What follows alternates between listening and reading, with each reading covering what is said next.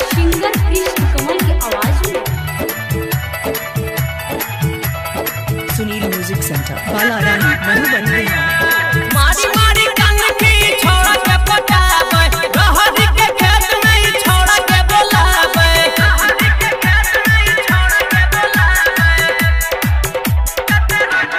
मारी मारी कंग की छोड़ा के पटावे रहरी के खेत में छोड़ा के बोलावे गहुआ में घूमी घूमी करे छै जगार कर गरम छै बाजार छोड़ा सब के कादल के जीवन में कार करके रखना छै यार कई कोई छोड़ा से कॉल से प्यार कर गरम छै बाजार छोड़ा सब के कादल के जीवन में कार करके रखना छै यार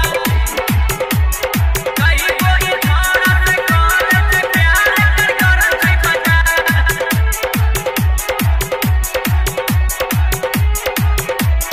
छोड़ा सब के कादल के जीवन में कार करके रखना छै यार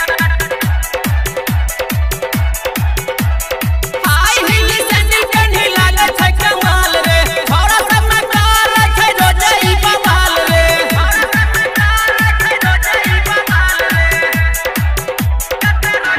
हाय हिली सजी कन्ही लागे छै कमाल रे छोड़ा सब में कार छै रोजे ई बवाल रे हरदम करे छौड़ी गाजा पे सिंगार कर गरम छै बाजार छोड़ा सब के कादल के जीवन में कार करके रखना छै यार कई कोई छोड़ा से कॉल से प्यार कर गरम छै बाजार छोड़ा सब के कादल के जीवन में कार करके रखना छै यार सुनील म्यूजिक सेंटर बालारानी मधुबनी छोड़ा से कॉल से प्यार कर गरम छै बाजार एखन अहाँ सब सुनि रहल छी